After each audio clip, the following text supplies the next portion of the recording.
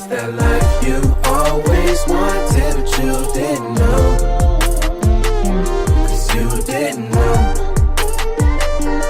Hello and welcome to the Kalamazoo Church of Christ podcast. Thank you so much for listening. We're a startup church we just planted in September 2020. And at the Kalamazoo Church, we believe that Christianity is done best when it is done together. And so if you live in the Kalamazoo area, we would love to connect. Be it coming to a Sunday service, one of our small groups, or even just grabbing coffee with a member to learn more. You can visit kalamazoo.church in order to do that. We pray that you are inspired by what you hear today. So we are going to read amazing chapter in Bible, like absolutely outstanding. And I actually love Old Testament so much. I love it maybe even more than New Testament, honestly. Though, you know, Jesus is the New Testament. Yeah, right. But I'm a fan of old history, right? Of this wars on, you know, with swords and bows and everything like this. And so we open 1 Samuel 17, which is Первое царство, if in Russian, right? 1 Samuel 17. Good stuff. Первое царство, 17 глава.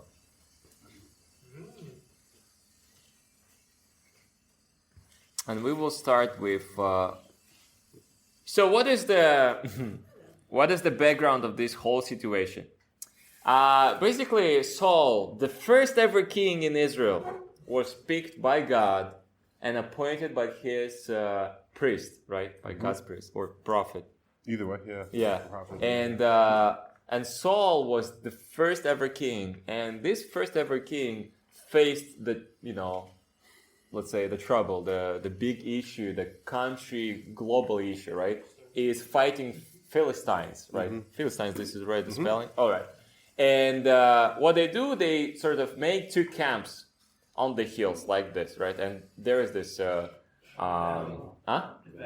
valley between them. So they stay on two camps. And basically, you know, the spirit of the war is very, very...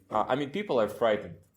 People are terrified before war. Specifically in those times, you had to go face to face with other people and basically kill them, right? You would have to... And there was a lot of psychology behind it, okay? Like the spirit of the army was everything. Was everything. Because in actual wars... would fight only or would die, the losses or casualties of the war would be like maximum 5%. Okay. Wow. Before the armies would rout. Yeah. Right? Oh, okay. So they fight a little bit, just 5% of people. Okay, that's people would die, yes, this is sad, but only 5% of the army would die, and then people would rout just because they would lose morale. Okay. And now this situation, let's read 4:7. A champion named Goliath, who was from Gath, I don't know. You're good. Came out of the Philistine camp. His height was 6 cubits and a span, which is 3 meters. He had a bronze helmet on his head and wore a coat of scale armor of bronze weighing 5,000 shekels, which is 58 kilograms.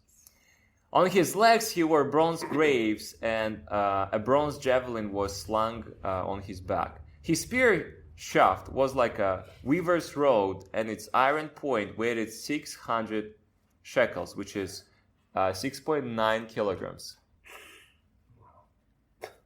Right? And his shield bearer went ahead of him. So now, further you would see 11th verse. On hearing the Philistines' words, Saul and all the Israelites were dismayed and terrified. They already lost, okay? Yeah. This very point, Goliath went in front and he was like cursing and saying all the words, right? And like basically destroying the morality of Israel. They already lost at the very point. Saul was the king, the very first king, and he already lost the war just because of the morality, right? Yeah. They would not stand a chance. They would fight for 5 minutes and would run away. And the result of running away, I will tell you later. I mean, how devastating it was for the army. So, what are you terrified in your life? This is an open question. This Goliath was super scary for the army. For Saul, specifically, also the king, the leader, who has to be, like, hey, yeah, let's do it, we can do it, who should actually believe in God. And let's see this amazing situation here. 16 verse. 16, 17. So, for 40 days, the Philistine came forward every morning and evening and took his stand, like taunting Israel's army. Now Jesse said to his son David, take this ephah. Ephah is actually a lot. I was surprised. Ephah is 16 kilograms. Okay? 16 kilograms of roasted grain and these 10 loaves of bread for your brothers and hurry to their camp. Take along these 10 cheeses, cheeses, like Jesus almost, to the commander of their unit. See how your brother are and bring back some assurance from them. So 40 days. I mean, imagine the first day they already be like absolutely shuddered, right? These people. 40 days, Goliath would come forward. Imagine the atmosphere in this camp. I would imagine people to leave the camp like the very first day, and next days they would leave more and more people. Imagine the atmosphere after 40 days. And the father, of course, he was like, well, you know what? I want to know how my kids are doing because they're, almost, in the war. And he sends David there. And you know what David does? He goes there. And yeah, you know who David is, by the way? King David? Yeah, young boy. Basically 15, 18 years old. Just taking care of the flock. Right? He's a shepherd. And he's the youngest son. The eighth and the youngest. And the father is like, okay, go and just serve your brothers because definitely you are not a warrior, You have to, all you can do is just to serve and take a look for the flock. And let's see what he heard when he's at the camp. So 23rd verse. As he was talking with them, with his brothers, Goliath, the Philistine, champion from Gath, stepped out from his lines and shouted his usual defiance, and David heard it. I love that Bible says David heard it. Whenever the Israelites saw the man, they all fled from him in great fear. 40 days in a row. Now the Israelites had been saying, do you see how this man keeps coming out? He comes out to defy Israel. The king will give great wealth to the man who kills him.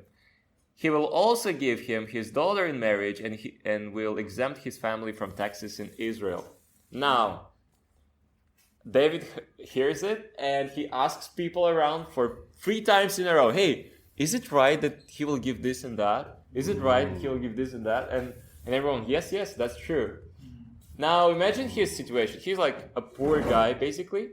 He is a shepherd. He has 8 brothers, huge family. They do some business. They still have, a lot of grain, like 16 kilograms of grain, easily bringing there, or cheese and so on. But I imagine them being in need anyway, or not being so wealthy, just like typical, family in a way. And David is really allured by this whole situation. He's like, what? Really? And the daughter, really, in marriage? And he was going asking people around, which was a funny situation. And then, and his brother doubted his, let's say, heart really in this whole, that he just came to see how they're fighting over there and not really being a part of this amazing God's plan, And then let's see the 32 verse. David said to Saul, Saul called him to his place and wanted to have, Saul called David, and wanted to have this conversation with him. So David said to Saul, let no one lose heart on account of this Philistine. Your servant will go and fight him. Now think about it. 40 days, they were frightened. And just a small fella comes forward and like, hey, don't be frightened. I'm 15 years old or 18 years old. I can go and find him. Sure you can do it, you know. Yeah. Imagine what Saul would think about him. He's dead. He's dead, you know, but we don't have our people who would go for it, right? So, you know what? Let's give him armor at least, something to defend him. And he couldn't wear it. It was too much for him. He wasn't used to this armor. So he said, you know what? I'm going without armor. I bet Saul will think he's dead. He's dead like 100%. And look at this. He explains. Saul replied, you are not able to go out against this Philistine and fight him. You're only a young man, and he has been a warrior from his youth, right? And then look at what David says. And this argument is not spiritual. Maybe, let's see. But David said to Saul, your servant has been keeping his father's sheep. When a lion or a bear came and carried off a sheep from the flock, I went after it, struck it, and rescued the sheep from its mouth. Okay, that's a big thing. When it turned on me, I seized it by its hair, struck it, and killed it. Your servant has killed both the lion and the bear. This uncircumcised Philistine will be like one of them. And here is the punchline, because he has defied the armies of the living God. The Lord who rescued me from the paw of the lion and the paw of the bear will rescue me from the hand of the Philistine. Saul said to David, go and the Lord be with you. Amen. You know? Now you see this whole perspective. So, in a way, David made an argument with Saul. Saul was like, yes, you know what? If God blessed you before, he will bless you this time. And then this whole armor thing happens. Then let's see further. 41. Meanwhile, the Philistine with his shield bearer in front of him kept coming closer to David. He looked David over and saw that he was little more than a boy. A kid, glowing with health and handsome, and he despised him. Being healthy and handsome, you know, not always great. He said to David, am I a dog that you come at me with sticks? And the Philistine cursed David by his gods. Come here, he said, and I'll give your flesh to the birds and wild animals. Now, I can imagine David not seeing maybe the Goliath, you know, being like, hey, yeah, I can do this, being courageous. Now he's in the field, all alone, you know, no brothers, no like people around, right, helping him out. Right in front of the giant, 3 meters high, you know, all the armors and everything. And the giant starts to curse him and taunt him in this way. And this is very scary. I mean, think about moral, every single aspect of this, like morality or his moral level, right? What David answers him, he says, David said to the Philistine, you come against me with sword and spear and javelin, but I come against you in the name of the Lord Almighty, the God of the armies of Israel, whom you have defied. This day the Lord will deliver you into my hands, and I will strike you down and cut your head off. This very day I will give the carcasses of the Philistine army to the birds and the wild animals, and the whole world will know that there is a God in Israel. All those gathered here will know that this is not by sword or spear that the Lord saves, for the battle is the Lord's, and he will give all of you into our hands. As the Philistine moved closer to attack him, David ran quickly toward the battle line to beat him. Reaching into his bag and taking out a stone, he slung it and struck the Philistine on the forehead. The stone sank into his forehead, and he fell face down on the ground.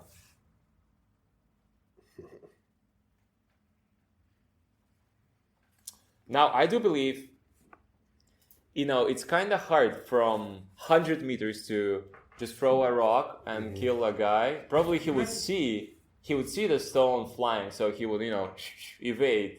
So I would imagine that David come so close, like maybe 10 meters max, maybe 5 meters, and right away into his forehead, so that he wouldn't have even time to actually, evade the hit. So this whole battle is all about being crazy brave, maybe insane. I mean, you have to be insane to not be scared by this kind of situation. Right. And David's motivation was God, was the confidence that God will deliver his enemy to him, right? And do you feel confident like this in God? Are there aspects in your life that you're like, oh my goodness, this is too much. I can't do it. This is too scary. Like preaching to people, for example, like sharing faith. Oh my goodness, right? The first time is always so scary. And yet, David was so crazy, so confident, and he came close to Goliath and just sent this. He knew this is his only chance. Because one hit from the spear, one move from Goliath would just kill him in the place, right? The swiftness, this very chance, just one stone, actually make the whole difference. Did you try to run when you are scared? How does it feel? Did you try to run when you're scared? Did you have this experience? Oh, yeah. I couldn't. I would fall.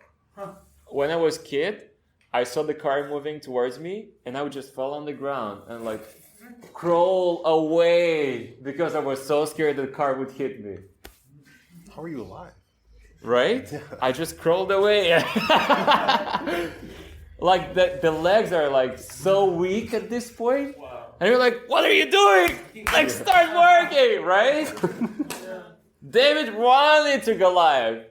I mean, think about this situation. Oh my goodness. I don't know if you fight ever in your life with someone. This is, I don't know, maybe guys fought. I fought once or twice. Okay, once it was real. And you try to hit him, but your arms are so weak. You're so scared of this situation.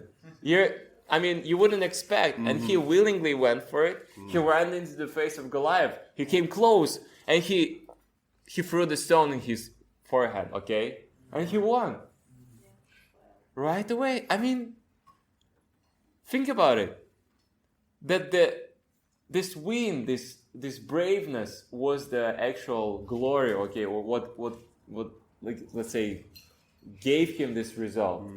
And this braveness come not from him, but from confidence in God. And that was enough to win. And that's usually the situation in our lives. We are small and weak, not very talented, okay? Not very powerful, not very energetic, not very wise, not very, smart. Maybe we don't have the looks of the guy who would bring confidence and maybe respect from other people. Maybe we are not, really made for whatever aspect, is coming for us. And yet, the confidence in God made something impossible, like we discussed before, right? Absolutely crazy. Possible. Yes. Yes. And the results of it? The results was that the whole army routed in the very second Goliath fell on the ground. And you know what it means for the army to rout? So before we were talking, 5% would fight and die, and the other army would just run off, right? Yeah. What it means is that the winning army would pursue the routing army. And at this very stage of war is the most casualty full, right? Okay. 60% of the army would die. Wow. 60% of people would die the very moment they would rout. This is the moment when Israel army won, really. And then they took all the spoils of war. Went through the camp of Philistines and so on. So this very single small win over there of David influenced the whole impact of the war. And Philistine army fell broken and dead. One person, one person's faith changed the whole route, right, of the war. And the outcome was, devastating for Philistines and so big for Israelites, right? And it could be you. It could be you every single day, and you might think this one win is nothing. But God's perspective is much bigger. He knows, God knew that David has to come there. God actually planted in David's heart so much trust in him, right? Because David knew from the very childhood how God protected him, right? He gave him this confidence that God can actually give him this win in this fight. And it could be you. It could be you every single day, and you might think this is just one small win. It's just me against my Goliath. But the whole big spiritual perspective of it is actually, it will bring so much fruit afterwards. Wow. It will bring like 100 times more fruit that you think you will do right now. And I love to think about this as, I love to think about cycles in church, cycles of people basically. That we are a student group, but in 10 years we will be a young professional group and married group, right? But all the people, all the teenagers, all the students we baptize today, they will continue onwards the work we are doing here. Yes. And basically I'm 25 years old, and then after a while I would be older, and then even Sandu says, you at some point you would be too old for a student group. Like, oh my goodness. Yeah, and that's why we have to prepare leadership, for that. So we plant seeds here.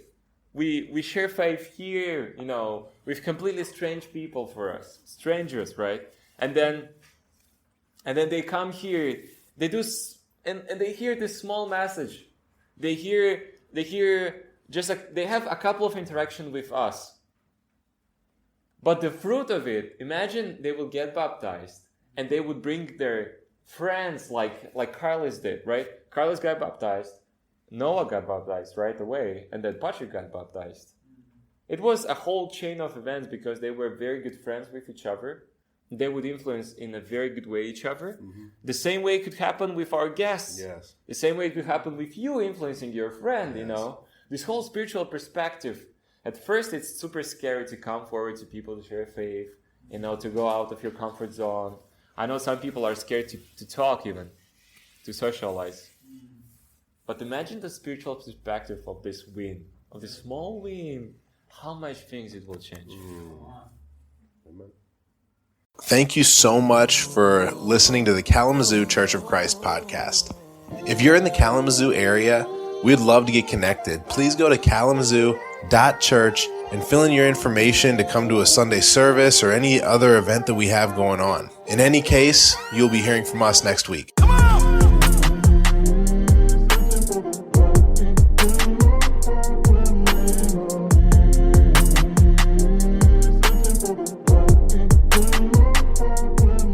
Too busy saving souls.